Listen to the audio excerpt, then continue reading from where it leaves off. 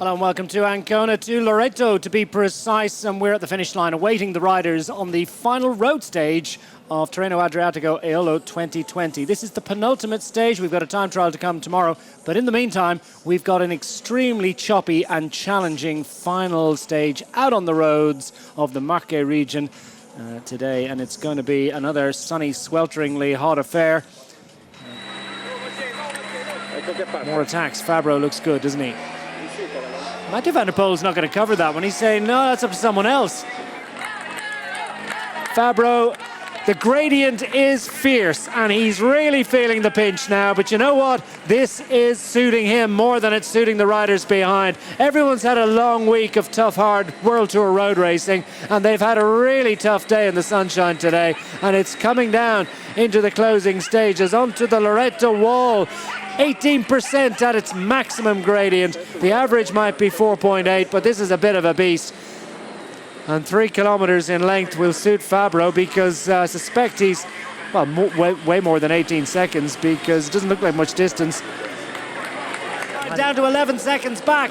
Still 800 meters to go. Surely it's less than that. Are they going to break his hearts? Guerrero now has distanced the rest. Guerrero gets an advantage over Mathieu van der Poel. Visconti, Samitier about to be overhauled by Matt Holmes, who looks the strongest of the rest.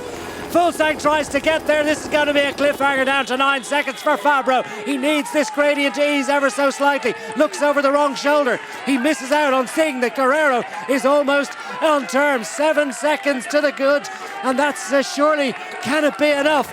600 meters to go. When he makes the left turn, it will be a little bit shallower for Matteo Fabro. They're getting closer. Guerrero now joined by Mathieu van der Poel, who launches. Van der Poel is coming.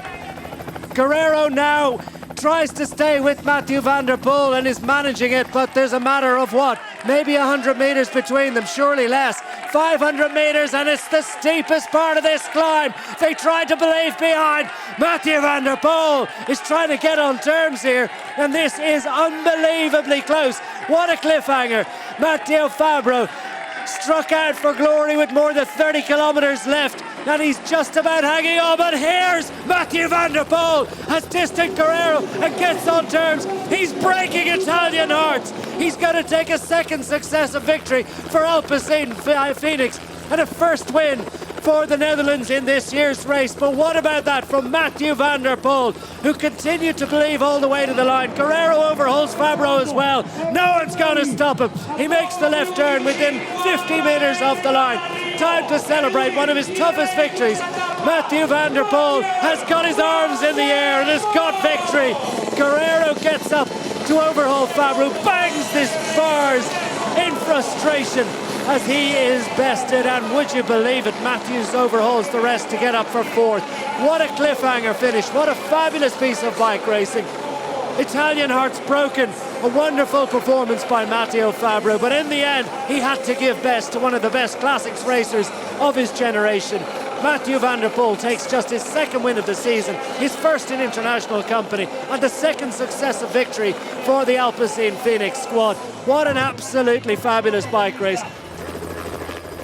Well, there you have it, the finishing order at the end of an absolutely fabulous road stage. Stage 7 going to Mathieu van der Poel by 4 seconds from Ruben Guerrero.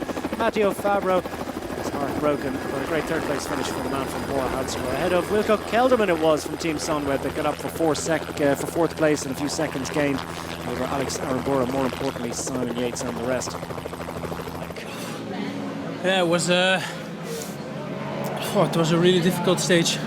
From the beginning on, the race was on and it never stopped, and it wasn't really the plan to go in the breakaway, but yeah, after 1.5 hours of racing, you know that if a group goes away, it's a strong group, so I wanted to try it, and the local lap was really hard, a lot of steep climbs, so yeah, I'm quite amazed to finish it off on such a hard course. Simon Yates still has 16-second advantage over Rafa Majka. Geraint Thomas 39 seconds back. He too, along with Alexander Vlasov, together in a group that climbed to the top of the mountain. Fausto Masnada lost a couple of seconds, still sits fifth. Wilco Kelderman gained just 1 second. He's inside a minute now. As of now, you have 16 seconds advantage on Rafa Majka and 39 seconds on Geraint Thomas. Do you feel comfortable with such a gap? I would like more for sure, so that the race was finished, but no, it's going to be close. He's obviously going very well, Rafael Micah, so it's going to be close. I don't know if it's enough, and of course Gavin Thomas, we know he's an excellent time trialist, so the race is not finished.